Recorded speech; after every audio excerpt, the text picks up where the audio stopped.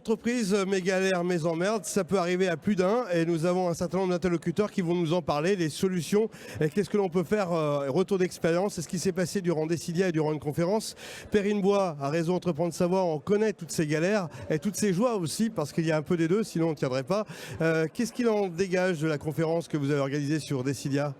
Ce qui est important pour nous quand on a réfléchi à la structuration de la conférence, c'était de parler aussi de la vraie vie. Et dans la vraie vie, on vit tous des moments un peu plus compliqués, des journées, des semaines, des années. Et on voulait vraiment illustrer. Alors le mot d'emmerde, il est choisi volontairement parce que l'emmerde, c'est quelque chose de suffisamment impactant et soudain.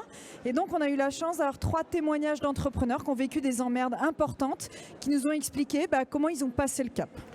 Simon Meroli à la CCI, vous les connaissez ces emmerdes parce que vous êtes là pour apporter aussi des solutions. Dans le cas présent, quels ont été les précédents, parce qu'on parle bien de précédents d'entrepreneurs que vous avez analysés? En fait, on a accueilli aujourd'hui 3 exemples très concrets. 3 types d'emmerdes d'entreprise. Alors une sur une difficulté économique d'entreprise qui a après été accompagnée par le tribunal de commerce avec une procédure collective, un redressement judiciaire. On a pu voir toutes les étapes et le suivi d'une entreprise dans cette situation. On a également vu le cas d'un accident de la vie, un incident, un incendie dans une entreprise. On a vu l'importance de l'entraide, on a vu l'importance du réseau pour ne pas rester seul, l'importance aussi d'échanger avec ses salariés, avec ses clients, avec ses fournisseurs. Et puis la troisième est un peu plus délicate, c'est le côté un peu psychologique, moral, humain. Et là, on a parlé du dispositif Sérénité qui a été mis en place avec la CCI et le tribunal de commerce et qui est là pour aider les entreprises. Maurice Descarreaux, vous êtes en plein dans ce sujet-là puisque vous êtes à la fois à Savoie Sauvegarde avec la CCI au tribunal. Quels sont les points d'appui que vous tentez d'apporter à ces personnes quand elles rencontrent de tels problèmes? D'abord l'accueil, l'écoute, l'absolue sécurité, la confiance et de les accompagner dans le temps et de leur redonner de l'espoir. Et ça suffit pour redresser la barre? Non, il faut des mois et des années pour cela. Alors comment on s'y prend? Comment on les accompagne? Alors on les accompagne 1 ou 2 fois par semaine, voire 3 fois par semaine. Je les accompagne sur le plan psychologique, etc. M'enquérir pour savoir si les gens mangent à leur faim, si les enfants mangent à leur faim, si tout le monde se soigne et peut se loger, et de trouver des solutions et des points d'appui pour les accompagner. Remettre l'humain au cœur du dispositif. Alors justement, dans les 3 exemples que vous citiez, Simon, qu'est-ce qui s'est passé? Comment ça s'est passé pour retrouver la bonne voie? Alors, je vais prendre un cas en particulier, celui de l'accompagnement sur les aspects psychologiques. Là, on a pu voir que l'enjeu, c'était de ne pas rester seul, de savoir trouver la bonne personne pour avoir un appui.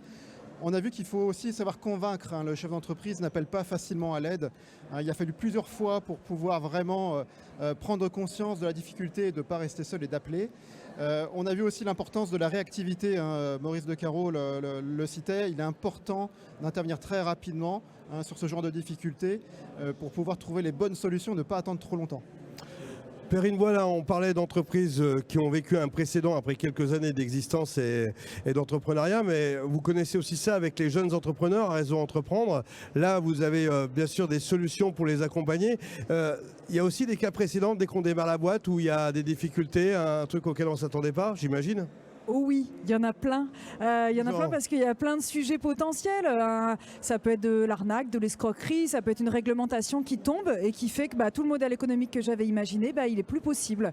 Et du coup, ce qui compte dans ces cas-là, effectivement, c'est trouver du soutien, une oreille, de trouver un espace d'écoute qui est sans jugement. Je crois que c'est ça qui est très important et juste de pouvoir partager son mal-être parce que c'est difficile de l'avouer. Et on a tous vécu des emmerdes et la richesse, c'est que quand on les partage avec d'autres, on peut les soutenir aussi, en fait. Donc la richesse des uns, c'est les emmerdes des autres. Maurice Descarreaux, finalement, on sent l'expertise métier, puisqu'un entrepreneur qui ouvre sa boîte ou qui continue son activité, c'est parce qu'il a un métier entre les mains. Oui. Et on s'aperçoit que toute la partie administrative, juridique, c'est quelque chose qui n'est pas forcément cerné par tous. Oui. Et c'est là où vous intervenez? Alors, si vous voulez, pas seulement.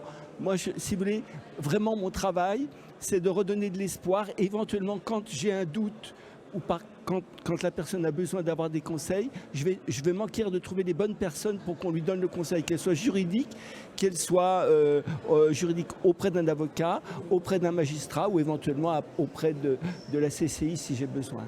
Alors, vaut mieux prévenir que guérir, Simon, et c'est pour ça que la CCI a pas mal de formations à ce sujet-là. Alors on a beaucoup de formations, on a beaucoup de personnes aussi, de conseillers qui sont à l'écoute des dirigeants d'entreprise. Je dirais que le plus simple, le plus difficile, c'est finalement de nous appeler. Mais bon, pour ça, on a quand même beaucoup de moyens. On est facile à trouver, mais vraiment, il faut inviter les entreprises à nous appeler dès qu'il y a un besoin, dès qu'il y a un projet et évidemment dès qu'il y a une difficulté. Patrick Riquero, vous avez l'esprit de synthèse avec la CPME en tant que président d'ECA. Vous envoyez de toutes sortes, dans toutes les filières et de toutes dimensions d'entreprise, puisque la CPME regroupe toutes les catégories d'entreprise. Quel est votre point de vue sur ces situations ? On identifie souvent l'entreprise à une belle façade et puis on s'aperçoit qu'un beau jour, tout peut s'écrouler. C'est extrêmement violent et très rapide pour le chef d'entreprise. Les témoignages qui ont été apportés ont été très émouvants. Ce qui ressort de ces témoignages, c'est le mot, à ma connaissance, de résilience, parce qu'il faut vraiment beaucoup de résilience positive, bien sûr. Le mot volonté, comme dit le philosophe, là où est la volonté et le chemin, eh bien, il faut aussi beaucoup de volonté. On a vu qu'il y avait aussi l'esprit de solidarité, pas là où on l'attend généralement, mais à l'égard d'autres entrepreneurs qui font le même métier. Certains se sont peut-être dans le passé été des concurrents assez véhéments, et là, finalement, devant un drame comme ça, on voit qu'il y a une très belle solidarité. Enfin, on a parlé de la santé des entreprises, des entrepreneurs. L'entrepreneur semble un peu invincible quand il est pris tous les jours dans ce dispositif-là. J'ai des statistiques nationales. Un entrepreneur, généralement, est en arrêt de maladie 3-4 jours par an. Un salarié, c'est 12-13 jours. Dans la fonction publique, c'est 18-19 jours. Donc j'insiste tout le monde à se mettre à son compte pour rester en bonne santé. Dernier chapitre, c'est aussi les réseaux. On a vu que la Savoie est riche de réseaux. Chacun mérite d'exister.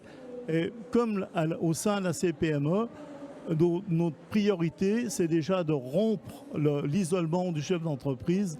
Et je crois que tout le monde s'y attelle. Et c'est tant mieux pour l'entreprise.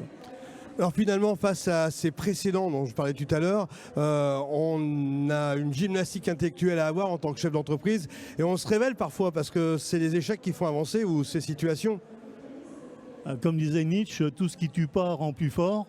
Effectivement, on a vu dans des différents témoignages, ça a permis, alors on le souhaite à personne, mais devant un tel événement, inopiné, certes, mais ça a permis aussi de réorganiser l'entreprise, de se poser d'autres questions pour finalement redessiner un dessin pérenne à l'égard de l'entreprise. Mes amours, mes emmerdes, disait Charles Aznavour, finalement, c'est la vie aussi de l'entrepreneuriat. Et vous, Perrine, vous connaissez ça au quotidien avec Réseau Entreprendre. On a même lancé cette année, Laurent, la bibliothèque des emmerdes. On a demandé à tous nos membres, de manière confidentielle, de nous partager les emmerdes qu'ils ont vécues, quelles qu'elles soient, pour que quand il y a un lauréat à nous qui vit la même chose, on puisse être très réactif. Je rejoins là-dessus, il y a besoin de beaucoup de réactivité et de pouvoir partager, parce que c'est comme dans la vie perso, hein, on n'est jamais mieux entendu que par quelqu'un qui vit la même chose que nous. Merci, j'espère qu'on vous a donné un petit peu de courage. Et puis, tout ce qui ne tue pas, je tiens le proverbe ou la citation, tout ce qui ne tue pas rend plus fort. Merci.